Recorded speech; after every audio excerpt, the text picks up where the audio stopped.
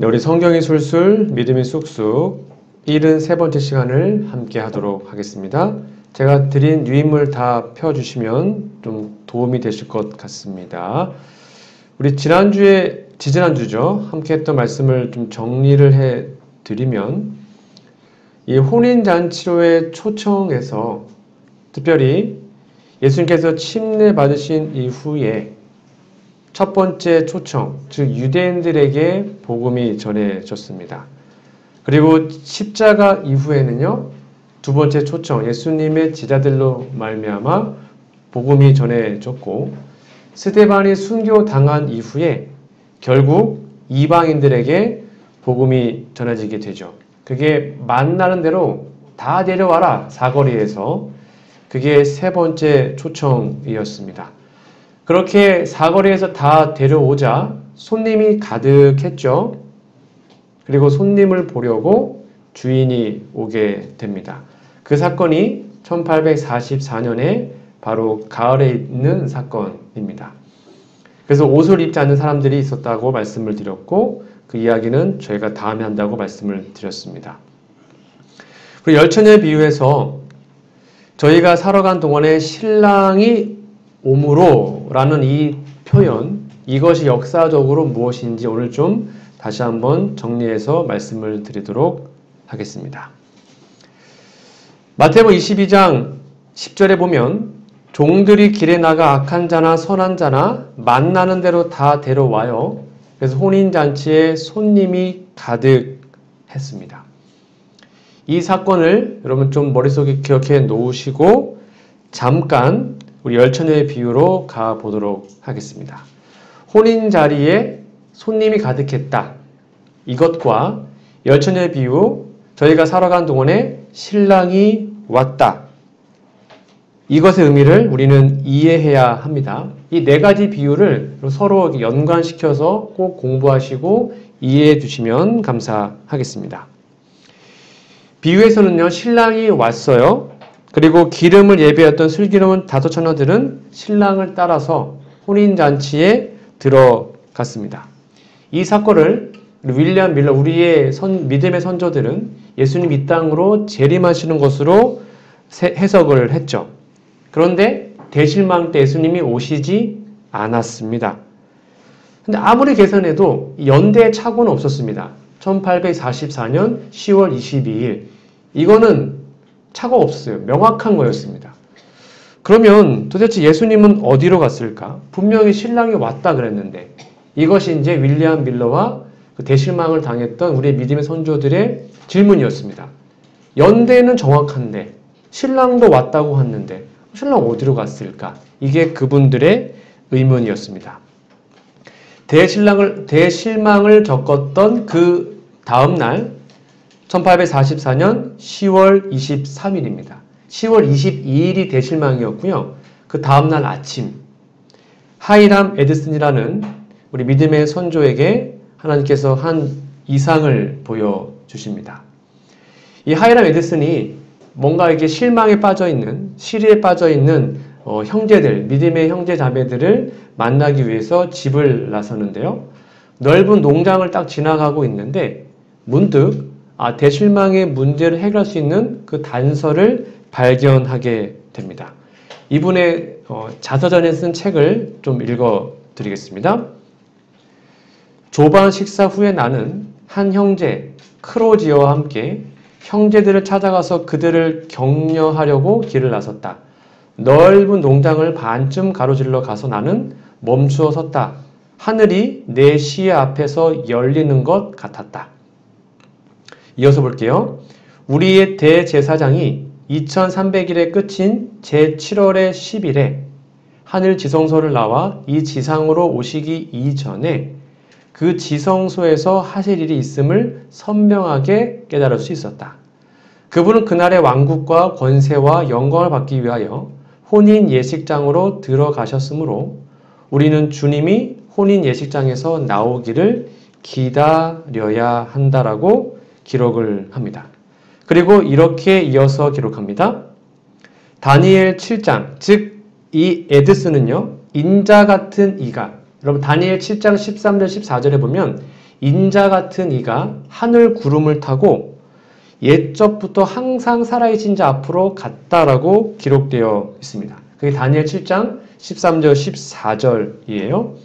그거와 히브리서 8장과 9장을 연결시켜서 예수님이 하늘 구름을 타고 옛적부터 항상 계시니 하나님의 보좌 앞으로 가셨구나. 그렇게 이해하게 됩니다. 그래서 1844년에 그 신랑이 온 사건은 재림이 아니라 대제사장으로서 예수님이 하늘 지성소에 들어간 것으로 이해하고 설명하게 됩니다.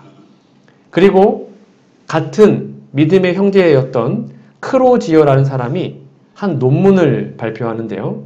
이것이 이제 대실망을 여는 열쇠가 되었습니다. 크로지어의 논문에 모세의 율법이라는 논문이 있었는데, 여러분 봄절기 다 배우셨죠? 여러 번 설명드렸습니다. 유월절, 초실절, 오순절, 이거는 예수님의 초림에 다 적용이 됩니다. 근데 가을절기는 나팔절, 속죄일, 초막절인데요. 다 예수님의 재림에 적용이 됩니다. 그런데 이 유월절, 초실절, 오순절이 그냥 그때만 딱 끝나는 것이 아니라 그때부터 재림까지 그 의미가 이어진다는 것으로 이해를 하기 시작했습니다.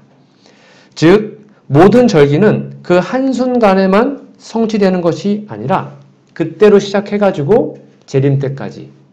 왜냐하면 예수님은 모든 절기의 원형이시기 때문에 초실절, 부활부터 재림 때까지, 오순절 성령 침례부터 재림 때까지, 이렇게 그 절기가 그때부터 시작해서 재림 때까지 이어지고 있다는 사실을 깨닫게 됩니다. 마찬가지로 가을 절기, 특별히 대속죄일의 이 완전한 성취도 그냥 그날 하루만 띡 하는 것이 아니라 그때부터 재림까지 이루어지는 것이구나 라는 사실을 이해하게 된 것입니다. 그래서 나팔절, 이게 재림운동입니다. 속죄일은 이제 대실망, 그때부터 이해하시면 됩니다. 그래서 그때부터 재림까지 속죄일이 그냥 단 하루가 아니라, 그러니까 원래 표상적으로는 하루였지만 원형을 만났을 때는 그 속죄일이 그때부터 재림까지 쭉 이어지는 것이다. 그렇게 설명하고 이해하게 된 것이죠. 그러면서 이 크로지어가 다니엘 8장 14절에 그 해석의 문제를 해결하기 위해서 구약의 성소 봉사를 연구하기 시작합니다. 구약에 지상 성소가 있었는데 거기에도 번제단, 성소, 지성소가 있었잖아요. 그러면 하늘에도 똑같은 모형이니까 번제단, 성소, 지성소가 있을 것이다. 이렇게 해석을 하게 된 것입니다. 자, 히브리서 9장 8절을 여러분 성경을 좀 직접 요거는 좀 찾아보시면 좋겠습니다. 성경책에 써 놓으셔야 다음에 보셨을 때 또 까먹지 않으시니까요. 논문이 이렇게 나와 있습니다. 히브리 9장 8절에 보면 성령이 이로써 보이신 것은 첫 장막이 서 있을 동안에, 여기에 첫 장막은 무엇을 표상할까요? 첫 장막? 간단합니다.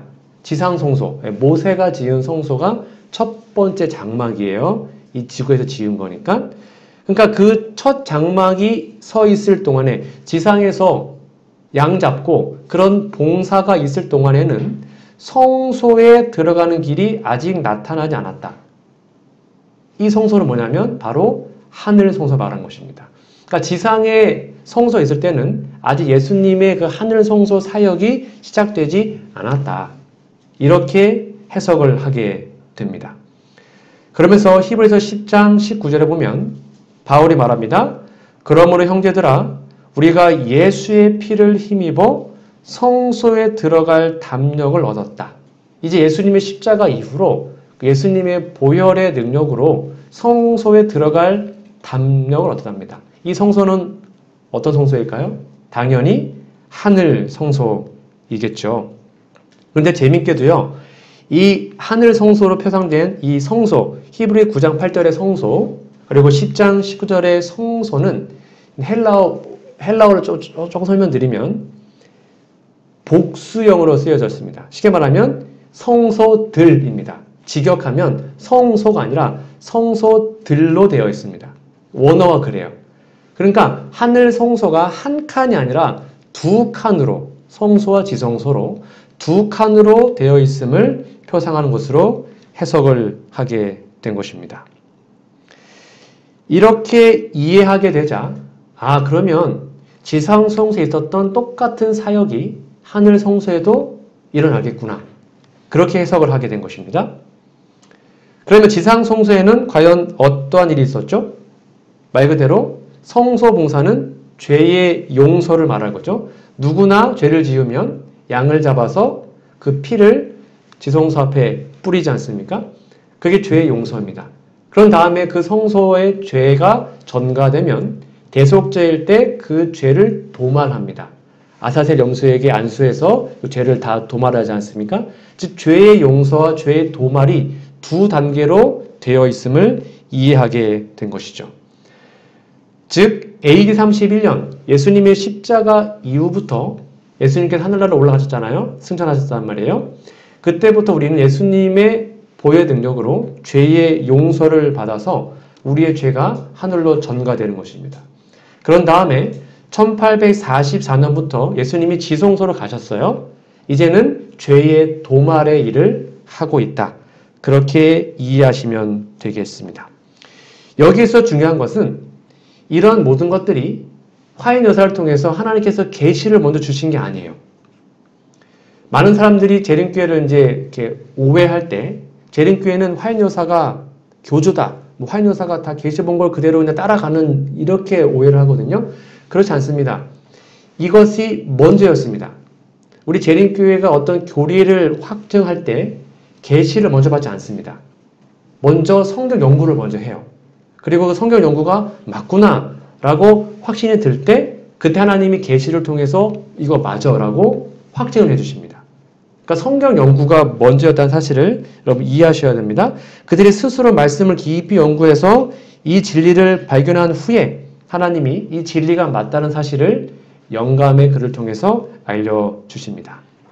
그 유명한 1844년 12월에 즉 대실망 후 2개월 뒤입니다. 화인 여사에게 밤중 소리의 묵시가 주어지는데요. 조금 길지만 좀 읽어드리겠습니다. 여러분 아마 초기 문집 읽어보신 분들은 한 번쯤 보셨을 겁니다. 내가 가족 재단에서 기도하고 있을 때 성령께서 내게 임하셨고 나는 점점 높이 올라가서 어두운 세상으로부터 아주 멀어지는 것처럼 생각되었다. 나는 돌이켜 세상에 있는 재림 신도들을 찾아보았으나 그들을 발견할 수 없었다. 그때 음성이 내게 들렸다.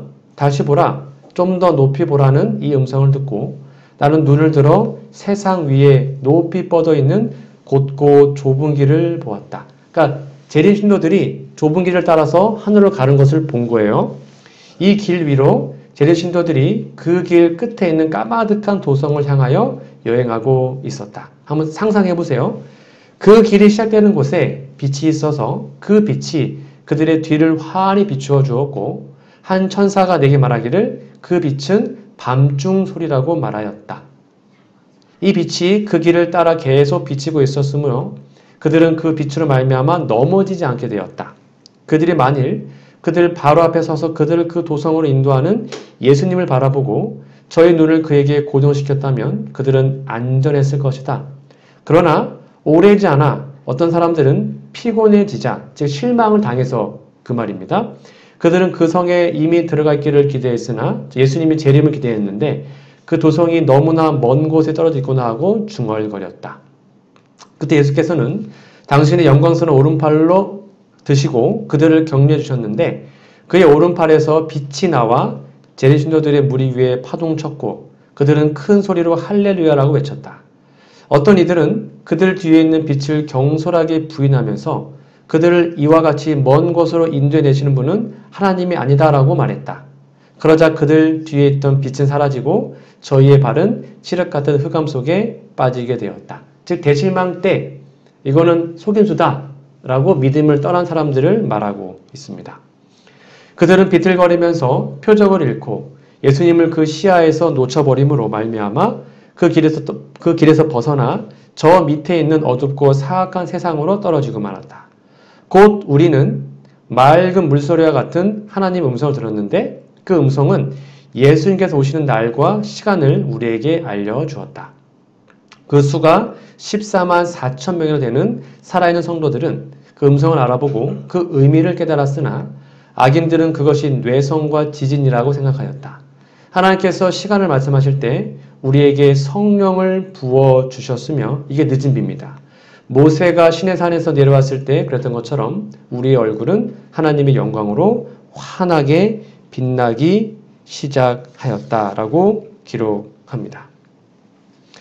이 묵시는 바로 재림운동, 밤중소리, 그것이 하나님께서 인도해 주신 운동임을 하나님께서 계시를 통하여 확증해 주신 기별이었습니다.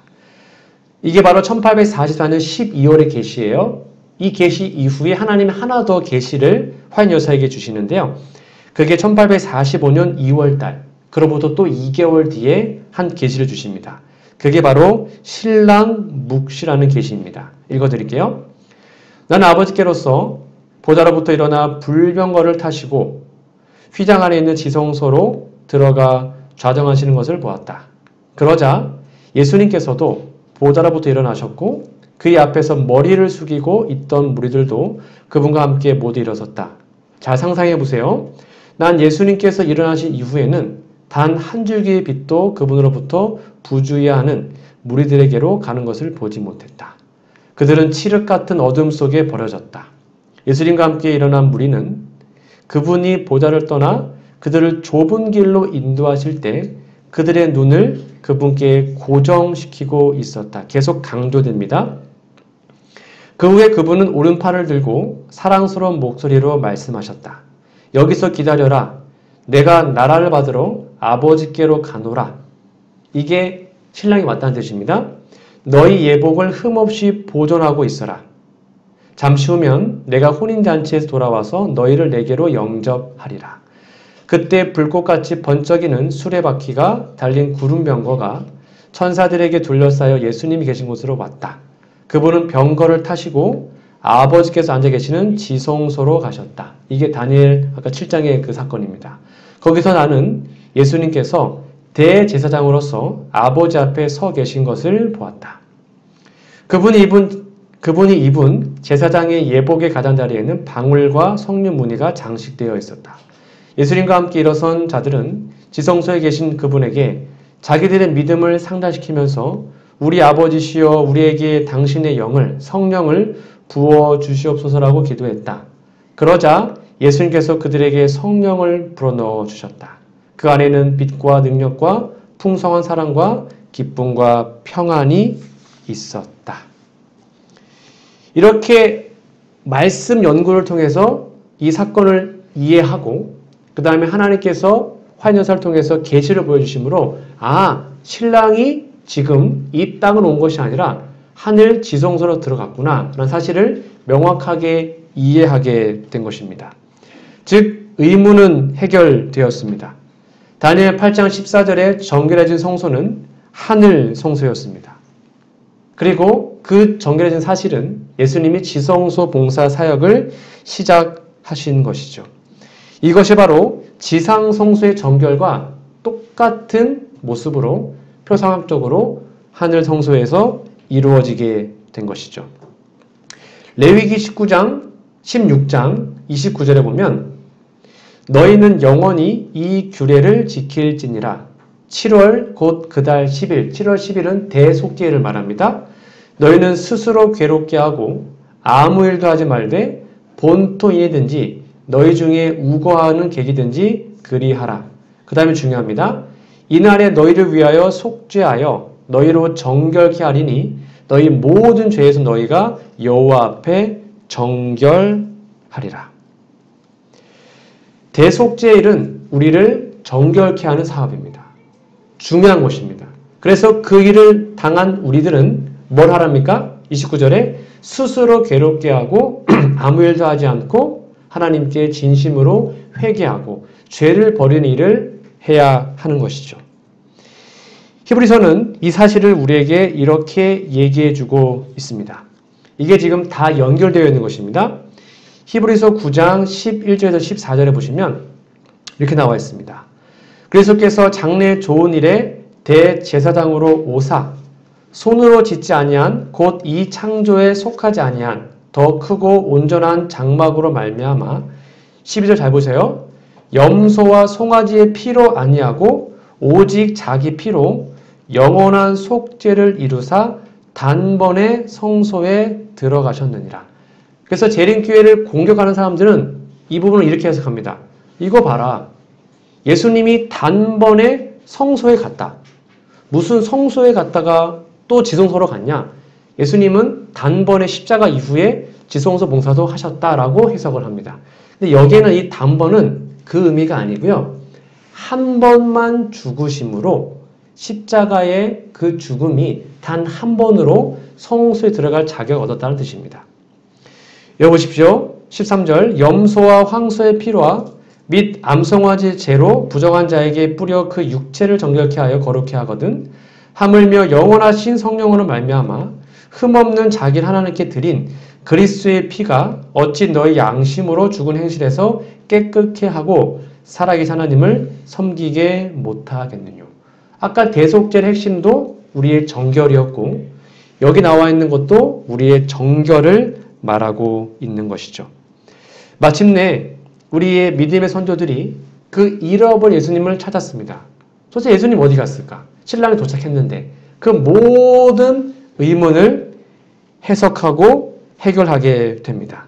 즉 예수님은 이 땅으로 재림하신 것이 아니라 1844년 10월 22일 날 하늘성소에서 지성소로 옮겨 가신 것이고 그 이후에 바로 조사 심판이 시작된 것으로 이해하게 된 것입니다. 조사 심판은 다니엘 7장에 나오는데요. 여러분 잘 아시죠?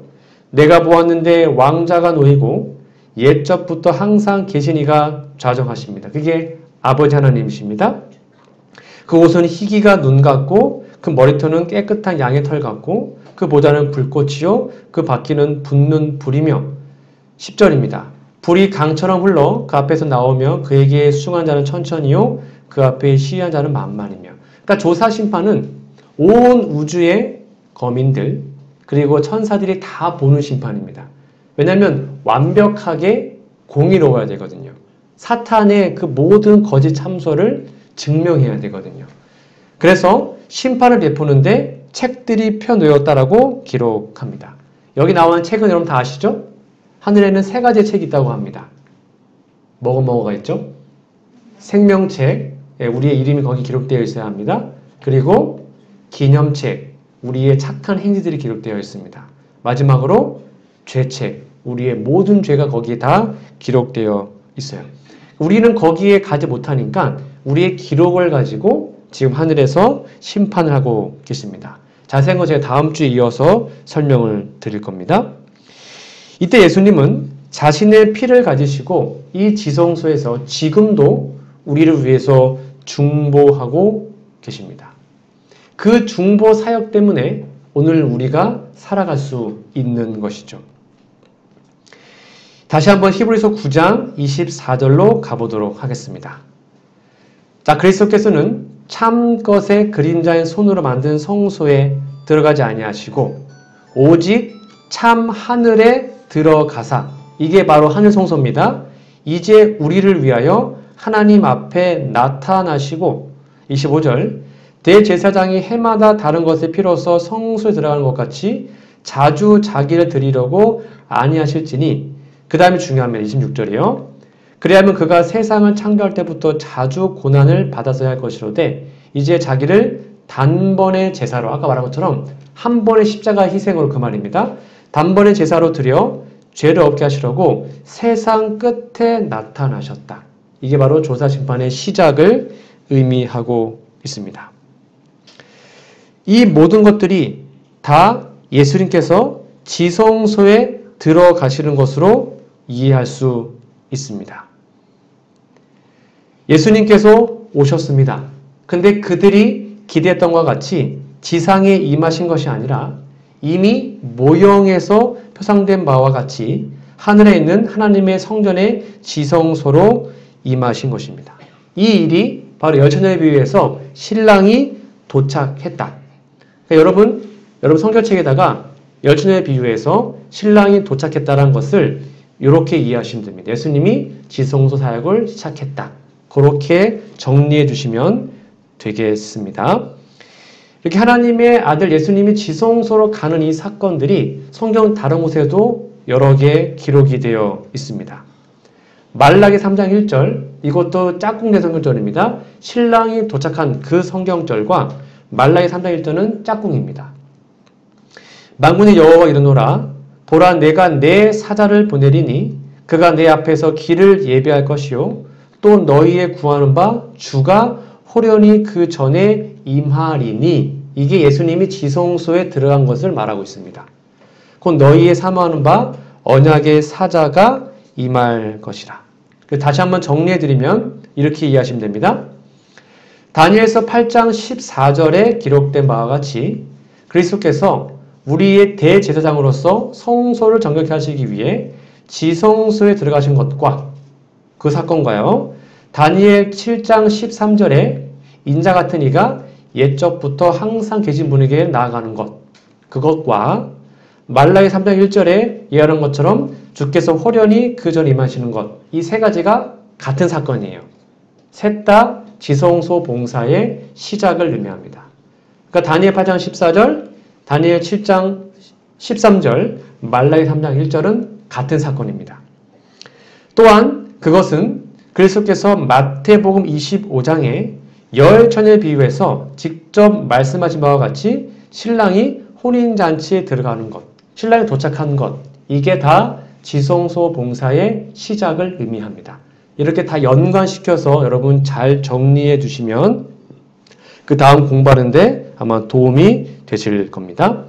자, 여기까지는 우리의 선조들이 다 해석을 한 겁니다. 아, 그렇구나. 예수님이 지성소 봉사에 시작을 하셨구나. 자, 그러면 하나 의문이 생깁니다. 열처녀에 비유해 보시면 25장 10절입니다. 신랑이 왔어요. 즉 예수님이 지성소로 들어갔단 말이에요.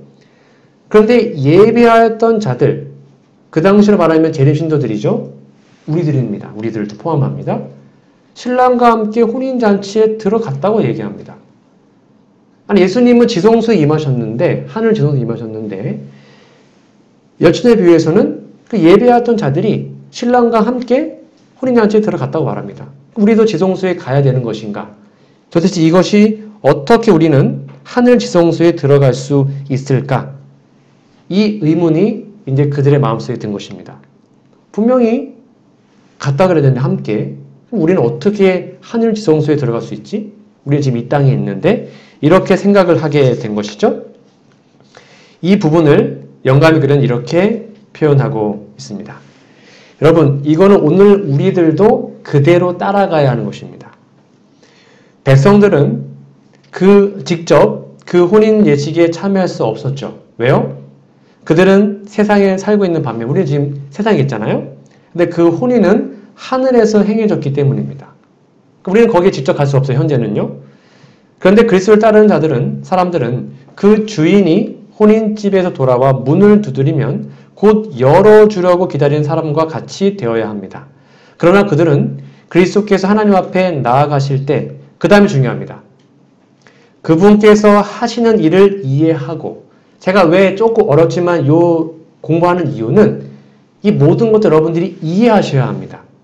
하늘 성소 봉사에 대해서 어떻게 진행되는지를 이해하셔야 합니다. 이해하고 믿음으로 그분을 따라가야 합니다. 하늘 지성소로, 현재 우리들이.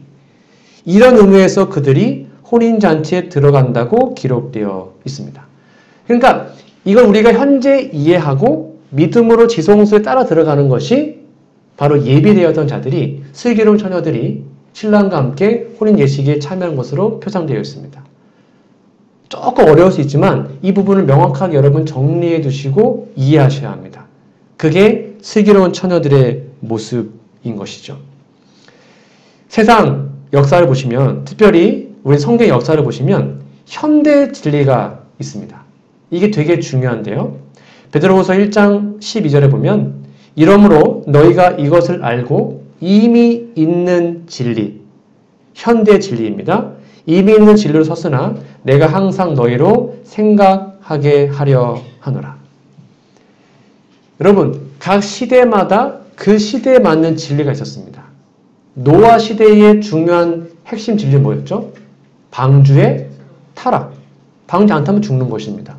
소돔 고모라 때 필요한 진리가 뭐였습니까? 소돔에서 떠나라. 안 떠나면 불내면 다 죽는 것입니다. 예루살렘 멸망할 때 진리는 뭐였습니까? 포위됐던 게 풀어졌을 때 산으로 도망가라. 그렇게 각 시대별로 현대 진리가 있었습니다.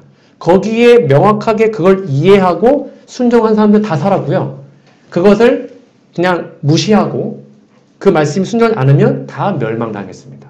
마찬가지로 오늘날 지금 이 시대에 필요한 현대 진리가 따로 있습니다.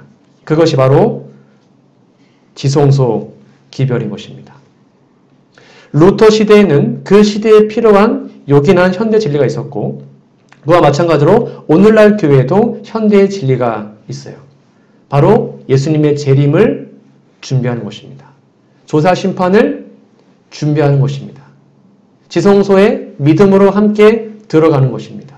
다니엘과 계시록 예언을 공부를 통해서 예수님의 재림을 정말 간절히 기다리는 것입니다. 이게 이 시대 현대 진리예요. 그게 우리가 전할 기별이고요. 그 현대 진리를 명확하게 우리가 먼저 이해하고 공부한 다음에 준비하고 그 다음에 세상 사람들에게 전하는 것이 바로 남은 자손의 사명인 것이죠. 그러면 예수님의 지성소를 믿음으로 바라보시고 아까 영감의 글처럼 그렇게 지성소 예수님을 믿음으로 바라본 사람들에게 하나님이 성령을 부어주십니다. 그게 늦은 비입니다. 이 기별을 명확하게 이해하고 믿음으로 따라간 사람들에게만 늦은 비가 부어질 것입니다. 예수님을 따라 하늘 지성소로 들어간다는 것, 이런 의미가 있습니다. 꼭 기억하십시오. 예수님을 따라 지성소에 들어간다는 것은 예수님의 하늘 성소 봉사 사역의 변동을 깨닫고 예수님이 이제 성소 봉사에서 지성소 봉사로 사역을 바꾸셨구나. 이거를 깨닫고 공부해서 이후 주어지는 현대 기별들을 받아들이고 그게 첫째, 둘째, 셋째 천사의 기별이에요. 힘째 천사의 기별, 마지막 기별이요. 그것을 받아들이고 그것에 순종하는 것입니다. 이게 호림잔치에 들어가는 것의 의미이에요. 이러한 아름다운 모습이 바로 우리의 모습이 되기를 간절히 소망합니다. 왜냐하면 우리의 믿음의 선조들도 수많은 사람들이 떨어져 나갔습니다. 기억하십시오. 대실망 이후에, 대실망 전까지 약 수십만 명의 사람들이 이 재림기별을 받아들였습니다. 다 예수님 재림 기다렸습니다. 대실망 이후에 거의 90% 이상이 다 떨어져 나갔습니다. 첫 번째입니다. 재림운동 경험을 후회하고 운동에 전열해서 물러난 사람들이 대다수였습니다. 나 속았어. 다 떠났어요. 두 번째는요. 시기 계산의 타당성을 인정하고 예언된 사건이 이루어졌다는 것을 믿었던 사람들. 이게 우리 믿음의 선조들이었습니다. 세 번째는 실망으로 신념이 흔들린 무리들. 네 번째는 계속해서 새로운 재림의 시기를 계산해내려고 애쓰는 사람들이었습니다. 이 똑같은 역사적 사건이 재림교회에 일어날 것입니다. 여러분 잘 이해하셔야 합니다. 하나님은 1844년 지성소 기별 이걸 통해서 교회를 한번 흔드셨습니다. 그렇죠? 그래서 교회를 정결하게 만드셨습니다. 대부분이 다 교회를 나갔어요. 그리고 정말 믿음 아닌 사람들을 하나님께서 구별하셨습니다. 그들에게 하나님의 성령이 다시 한번 부어졌고 귀한 복음이 전해진 것입니다. 마지막 시대와 똑같습니다. 마지막 시대에도 하나님은 재림교회를 흔드십니다. 그게 예언되어 있습니다. 교회를 흔드실 것입니다.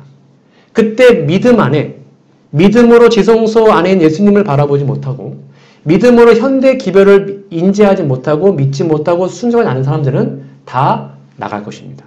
그렇게 예언되어 있습니다. 그리고 그 빈자리를 하나님은 일반 교회에서 회심한 사람들을 채울 것입니다. 그 일이 발생하지 않도록 우리가 그 흔들림에서 떨어나가지 않도록 지금 믿음 안에서 말씀으로 굳건히 서 있어야 하는 것이죠. 그러므로 마지막 기별, 우리가 전해야 할 현대 기별을 여러분 믿음으로 잘 연구하시고 마음속에 새겨두시면 감사하겠습니다. 그들은 하나님의 뜻을 알기 위하여 기다리고 깨어 있어 기도한 결과 마침내 그들의 대제사장께서 다른 단계의 봉사사업에 들어갔다는 것, 그 사실을 알게 되어 믿음으로 주님의 뒤를 따라갔을 뿐만 아니라 그 다음 중요합니다. 교회의 마지막 사명이 무엇인지를 깨닫게 되었습니다. 그들은 첫째와 둘째 천사의 기별을 분명히 이해했으며 요한계시록 14장의 셋째 천사의 엄숙한 경고를 받고 온 세계에 전할 준비가 갖추어졌다. 그렇게 대신망을 통하여 이 극소수의 슬기로웠던 사람들, 이 사람들이 믿음으로 준비되어 결국 그 복음이 우리에게까지 오게 되었습니다. 이제 우리들이 이 일을 해야 하는 것이죠. 자, 다음 주에는요, 이 이야기를 좀 한번 해보도록 하겠습니다. 마태복음 22장 11절, 임금이 손님을 보러 들어올세 거기에서 예복을 입지 않은 한 사람을 발견하게 됐죠. 그 예복을 입지 않은 예복 심사가 무엇인지에 대해서 다음 주에 공부하도록 하겠습니다. 오늘 말씀은 여기서 마치도록 하겠습니다.